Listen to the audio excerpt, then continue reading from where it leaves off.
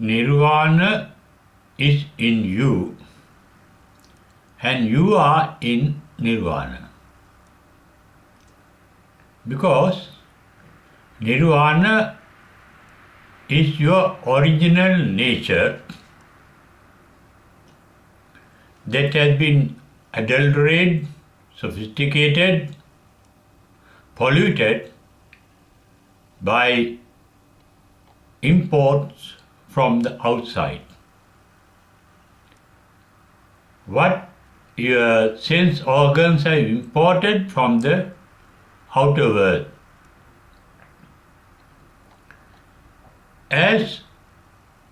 Since all the sense organs are very much limited in their capacity to know things, whatever they import into your mind is not the actual reality, but only a creation made by the sense organs. The actual reality is in us, can be called Nirvana. Because it has no birth, no decay, no death. Whatever that is born is subject to decay and death. They are ephemeral. Their existence is instant. Everything that is born to decay and die instantly, and that is referred to as Shanabangura in Sanskrit. Although we see changes of things and beings in a gradual process within the time dimension, whatever that takes a long time for changing is made up of instant changing, gradual changing, from moment to moment, bit by bit, from moment to moment. That is why the Greek philosopher called Heraclitus had stated in the 5th century BC that no one can step into the same river twice. Because once you step into the river, and when you try to step into the same river again, this river that you step first is already gone down, and you step into a new river. That shows everything we experience, every moment, is something new, and that new cannot exist thereafter. Everything is in a change. But whatever that changes must have an unchanging background.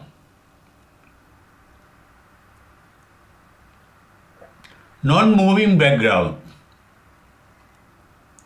Everything mental and physical are in motion, moving. But no motion is possible without a background that is not moving. Immovable background and a movable existence. Existence is motion in time and space. Nirvana is supposed to be beyond the dimensions of time and space, according to the Buddha's description of Nirvana. The main nature according to Buddha in Nirvana is sunyata, emptiness. That means no content in Nirvana. Whatever content we experience is subject to birth, decay and death.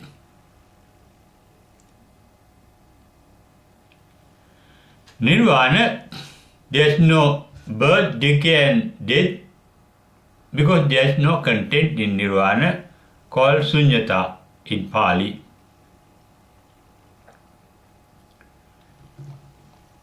Whatever that exists in our existence is dualistic. There is short and long, there is high and low, there is good and bad, there is light and dark, and so on. It is dualistic. There are opposites in the world in which we live.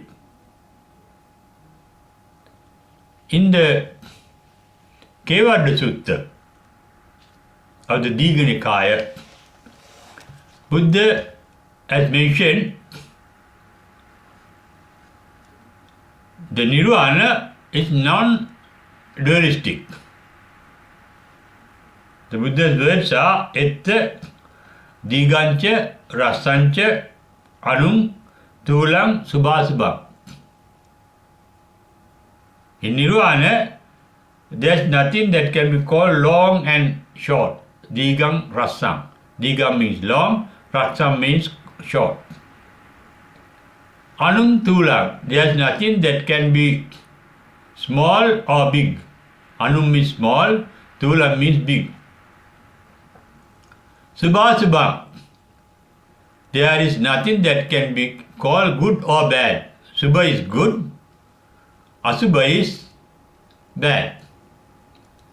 That shows there is nothing dualistic in Nirvana and there is only a singularity in Nirvana. As in the center of a black hole that the scientists have explained in their theories. They call there is a singularity in the center of a black hole, according to their mathematical calculations. That means everything that gets absorbed into a black hole vanishes at the black hole. Scientists say, therefore, there is no space and time in the black hole. Similarly, there is no time and space in the black hole. Nirvana too. I mentioned that Kevada Sutta says there is nothing short and long, big or small, good or bad in Nirvana. That means there is no space in Nirvana. And Nirvana is mentioned as akalika, timeless. There is no time because there is no limited space that you experience in the world in which you live. Whatever that exists in time. As there is nothing in Nirvana, there is no time and there is no space. When there is nothing, there is no space needed. Space is needed when there is something or somebody for existence. Yet, Nirvana is said to be eternal. That means not born, not decaying, not dying. Ajara means not decaying, Amara means not dying. In the Nibbana Sutta that comes in the Kuddaka Nikaya, Buddha says the Nirvana, the state called Nirvana is Ajatam. Ajatam means not born. Abhutam is not manifested. Akatam means not done by somebody. Asankatam is not composed of things that are already existing. And there is an empty space. And that is the eternal nature in the heart of our heart. In fact, in the Rohitata Sutta, Buddha says, the entire Four Noble Truths that is for 45 years is in our own body, that is about 6 feet. Vyamatta kalebere panyapi milokancha, loka samudyancha, loka nirodhancha, loka nirodha gami patipachanta. Loka nirodham means nirvana. That means the nirvana that when we call loka nirodha is within us, within our own body. Body is the case in which we have our own mind. Body is the foundation of the mind. Mind is the product of the body. Body is the battery that produces the energy to create a mind. And within that mind that is created by the body, by its sense organs, there is an uncreated state called uncreated space, uncreated state that can be called Nirvana. It is called Nissarana in Pali. Nissarana means motionless.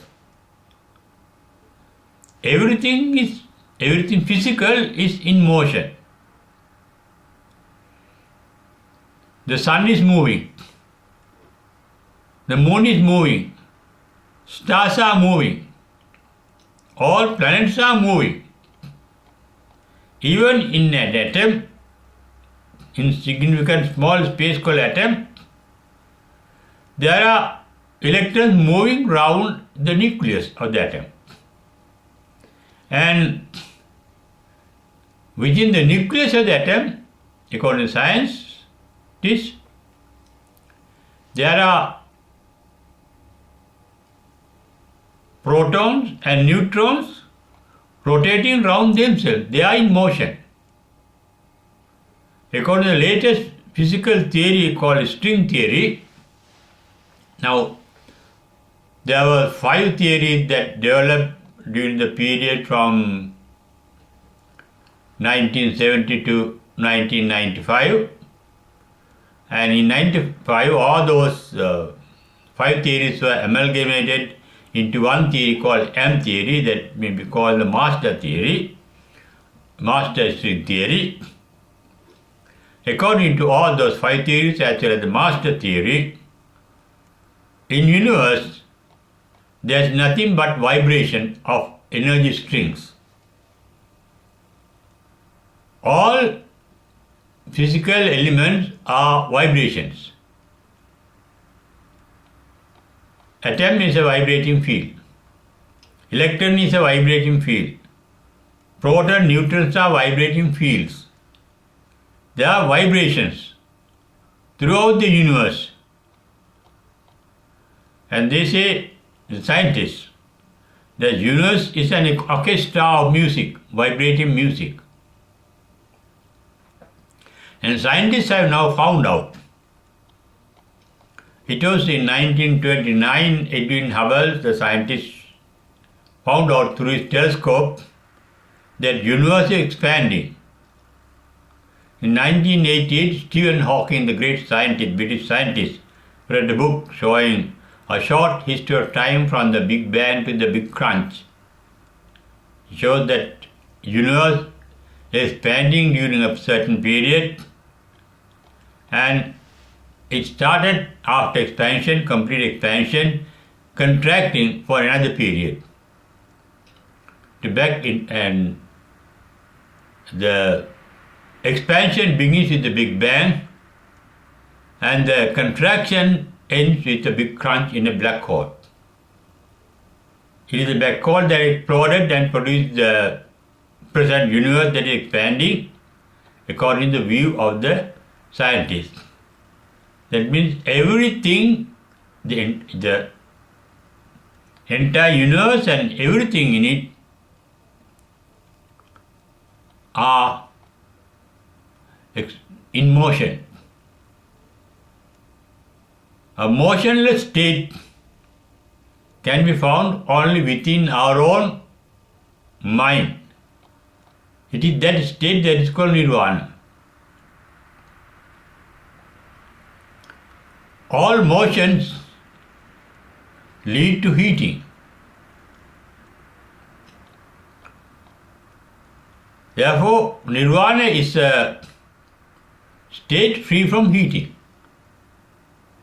Heating leads to burning.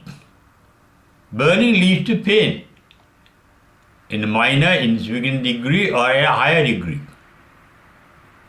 Suffering is the burning of mind, burning of sensation. Tension is burning of the mind. Burning is caused by motion. It is the mind that is always in motion. Nirvana is a motionless mind because Nirvana is supposed to be having some kind of consciousness that can be explained in the modern sense. That is why in the Kevada Sutta of the Nikaya, Buddha says, Vijnanam Anidassanam. There is consciousness. Anidassanam means there is an example for that type of consciousness. Because the consciousness that we are aware of are subject to birth, decay and death. The consciousness called Nirvana is not subject to birth, decay and death. Yet it is alive. It is not born, it is not decaying, it is not dying, but yet alive. It cannot be explained by words. It can be described by words. One has to realize. One can realize it by becoming one with it. It is not impossible because, as I mentioned at the beginning, our very nature, our intrinsic nature, our original nature is nothing but Nirvana. What we have to do is discovering the Nirvana, our original nature within us. That is possible only by observing ourselves. That technique was called by the Buddha Vipassana Bhavana. Vipassana means observation. Observing oneself. When one is observing oneself means one is observing one's own thought process. Thought process is the content of our mind. Nirvana is the extermination of the thought process. Ending of thinking. That is why Buddha in his first paean of joy after enlightenment uttered, Visankhara gatam chitta. Thinking ceased at the enlightenment. Sankhara gatam chitta. It ceases because it lost the fuel for thinking. What is the fuel or what is the cause for thinking? We think of things that we like, dislike, or are not aware of, not known. Liking means raga, disliking means called dosa, not knowing or ignorance is called moha. Thinking is the product of lobha, dosa and moha. Enlightenment means cessation or eradication of raga, dosa, moha, and that state is called vitaragi, vitadosi, vitamohi. Vitaragi means free from likes or attachment. We get attached to things that we like. With dosi means free from dislikes. We dislike means we resent things that we dislike. With mohi means free from ignorance. See things as they really are. What is the things as they really are? Everything that we experience is changing, is in a motion, and that is called dukkhata. Everything is changing because the world in which we are living is made of universal energy. Everything in the entire universe as well as everything in the universe is made out of universal energy. Energy is a creativity, dynamism, activity. Because of the universal constant activity, things are getting changed, transformed. That is the transformation of the universal energy. The creativity of the universe means the universal energy. Changing of things created by the universal energy means transformation of energy. And that shows nothing can retain a permanent identity. And these three aspects of the universe are called tilakkana. They are anityata, universal dynamism; dukkhata, universal transformation; anattata, the result, the non-retainability of anything in a constant form. When this universal reality is understood, we lose our attachment, resentment and ignorance of the real nature of things. And that is called enlightenment. And that capacity for enlightenment to realize the nirvana within us, emptiness within us, is a capacity inborn in us. We all are capable of doing it once it reaches its maturity through experience. Therefore, we cannot say when we are going to be enlightened. But one day, we all have the capacity to be enlightened. And in enlightenment, the realization of nirvana is not a state outside us. It is nowhere else within each and everybody of us. We are in nirvana, although we don't experience it due to the samsara that we are immersed in. Samsara is motion. Nirvana is motionlessness. What is in motion in us? Our own mind is in motion. It is going into the past and dead past, or it is going into the unborn future. We think of the past, we think of the unborn future. Dead past and unborn future. There is a motion of the mind. Whenever we see things, when we experience things at the present moment, our mind is always running into the past as well as to the future. We like or dislike things according to past experience. And we project our mind, our thinking into the future in order to get what we like and get rid of what we dislike. That is the thinking process. Thinking is the opposite of nirvana. Non-thinking is a state of nirvana. Thinking happens automatically. What we can do is, there is a power of non-thinking but observing our thoughts. We are not thinking, thoughts are passing by, and we remain stable and watch our thoughts. And that watcher is the nirvana. That means when the thinking ceases, that watchfulness remains. Only a watchfulness but no watcher. Atti nibbhuti na nibbhuto, according to Buddha was saying in the Visuddhimagga. There is nirvana, but there is nobody who has attained in nirvana. That is why Nirvana is called Sunyata, meaning emptiness. That emptiness is within us, and we have built up all our mental images within that particular emptiness. When we go beyond those acquired images, built up images, we can realize our original nature that we can call Nirvana within us.